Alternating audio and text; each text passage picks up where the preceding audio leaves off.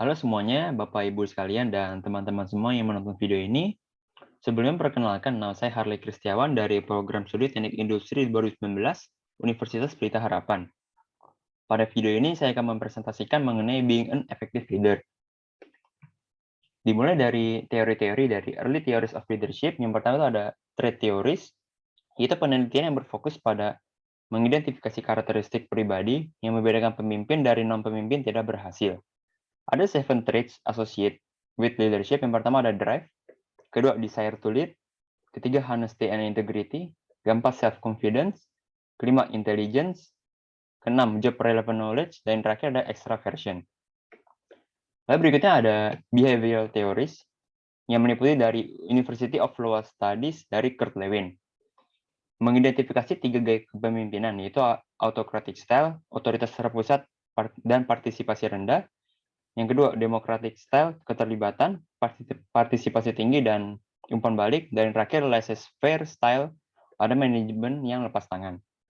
Berdasarkan 3 gaya kepemimpinan, pemimpin dari PT Indofood, yaitu Anthony Salim, merupakan pemimpin yang memberikan arahan kerja, berkomunikasi secara langsung dengan para karyawannya, memotivasi karyawan, mengambil resiko, dan mengawasi karyawan, juga membantu karyawan jika terdapat kesulitan. Melihat dari gaya kepemimpinan tersebut, Anthony Salim yang merupakan pemimpin dari PT Indofood ini termasuk dalam kategori gaya kepemimpinan yang democratic style, karena ia langsung berpartisipasinya tinggi dengan para karyawannya dan juga mengalami keterlibatan langsung dengan para karyawannya. Dan yang kedua ada Ohio State Studies yang mengidentifikasi 2 dimensi perilaku, yaitu dari initiating structure atau struktur inisiasi, yaitu para pemimpin dalam mendefinisikan perannya dan peran anggota kelompok. Lalu yang kedua ada consideration atau pertimbangan, pemimpin saling percaya dan menghormati ide dan perasaan anggota kelompok. Pemimpin PT Indofood, Anthony Salim, termasuk dalam dimensi yang consideration atau pertimbangan, di mana pemimpin saling percaya dan menghormati ide dan perasaan daripada seluruh anggota kelompok atau organisasi.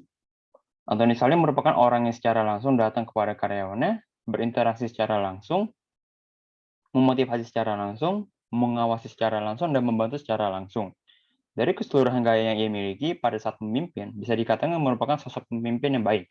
Maka dari itu, kemajuan daripada organisasi dapat dijamin. Lalu berikutnya ada University of Michigan Studies.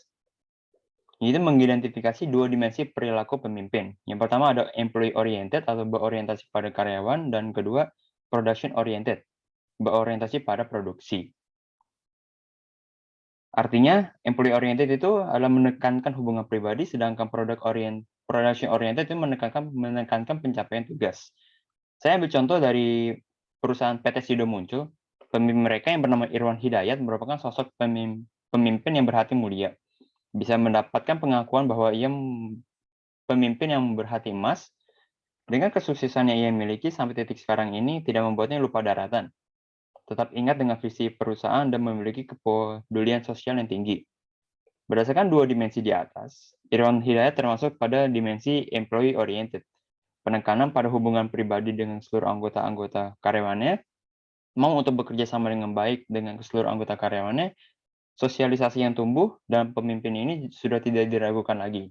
Karena dia tidak lupa di balik semua kesuksesan, ada anggota yang mengikuti jejak dia. Lalu berikutnya ada the managerial. Yang pertama itu ada dimensions of leadership style atau gaya kepemimpinan, ada 2 dimensi. Yang pertama ada concern for people dan juga concern for production. Lalu juga ada 5 kategori. Yang pertama ada improvised management, task management, middle of the road management, country club management, dan yang terakhir ada team management. Gaya kepemimpinan yang dimiliki oleh Irwan Hidayat termasuk dalam dimensi concern for people, yaitu perhatian terhadap orang lain. Perhatian pemimpin pada bawahannya diukur dengan skala 1 sampai 9, tetapi berdasarkan pengakuan dari orang-orang beserta karyawan-karyawan dari Sido Muncul ini, dapat dikatakan bahwa Irwan Hidayat adalah sosok orang yang sangat baik dan mau untuk bersosialisasi. Kepeduliannya terhadap orang atau karyawannya, serta hasil produktivitas perusahaan, ia juga termasuk dalam tim management. Kategori ini bisa dilihat bahwa Irwan Hidayat yang memiliki keterlibatan yang tinggi pada tim, Seluruh kesuksesan hasil yang ada, rasa kepedulian itu adalah sumbernya. Jiwa sosial yang tidak bisa dipungkiri lagi menjadikan Irwan Hidayat menjadi terkenal. Lalu berikutnya saya akan menjelaskan mengenai contingency theories of leadership. Yang pertama itu ada Hersey and Blanchard Situational Leadership Theory. Berpendapat bahwa kepemimpinan yang sukses dicapai dengan memilih gaya kepemimpinan yang tepat, yang bergantung pada tingkat kesiapan pengikut. Yang pertama itu ada acceptance atau penerimaan. Efektivitas kepemimpinan tergantung pada apakah pengikut menerima atau menolak seorang pemimpin. Lalu yang kedua itu ada kesiapan atau readiness, sejauh mana pengikut memiliki kemampuan dan kemauan untuk menyelesaikan tugas tertentu. Lalu ada juga Pat Goal Model, menyatakan bahwa tugas pemimpin adalah membantu pengikutnya dalam mencapai tujuan mereka dan memberikan arahan atau dukungan untuk memastikan bahwa tujuan mereka sesuai dengan tujuan organisasi. Yang dibagi menjadi 4, yaitu directive leader, supportive leader, participative leader, dan juga achievement oriented leader. Dari teori-teori kontingensi tersebut yang sudah saya jelaskan, berasal dari Hersey-Blanchard's teori dan juga Pat Goal Model, seorang pemimpin dari PT Unilever yang bernama Heman Bakshi. Dia merupakan seorang yang mengutamakan keberagaman tim untuk mencapai kesuksesan maksimal perusahaan. Dirinya lebih puas dan percaya akan adanya hasil yang baik dapat diperoleh dari keberagaman tim. Melihat daripada itu, ia termasuk dalam kategori supportive leader dan juga participative leader sekaligus pada readiness. Mengapa? Karena karakteristik daripada supportive dan participative ini merupakan kepemimpinan dari Heman Bakshi. Kepemimpinan yang menunjukkan rasa kepedulian dengan berperilaku ramah, serta aktif berpartisipasi dengan karyawannya, dan menggunakan saran atau ide para karyawannya dalam pengambilan keputusan. Dirinya memberi kebebasan dalam kreativitas pada orang-orang yang bekerja dengannya, dengan konsekuensi untuk memiliki output yang baik dan maksimal bagi Unilever itu sendiri. Lalu berikutnya saya akan menjelaskan mengenai contemporary views of leadership. Ada beberapa jenis dari leadership ini. Yang pertama itu ada transactional leadership, pemimpin yang membimbing atau memotivasi pengikutnya ke arah tujuan yang ditetapkan dengan memperjelas peran dan persyaratan tugas. Yang kedua ada transformational leadership, pemimpin yang menginspirasi pengikutnya untuk melampaui kepentingan diri sendiri demi kebaikan organisasi dan memperjelas peran dan persyaratan tugas. Lalu ada charismatic leadership, seorang pemimpin yang antusias dan percaya diri yang kepribadian dan ketindakannya mempengaruhi orang lain untuk berperilaku dengan cara tertentu. Lalu yang terakhir ada visionary leadership, seorang pemimpin yang menciptakan dan mengartikulasikan visi misi masa depan yang realistis, kredibel, dan juga menarik. Saya ambil contoh dari seorang direktur PT KAI atau Kereta Api Indonesia yang bernama Ignatius Johan. Dari beberapa jenis leadership yang ada, seorang direktur ini termasuk dalam kategori transformational leadership.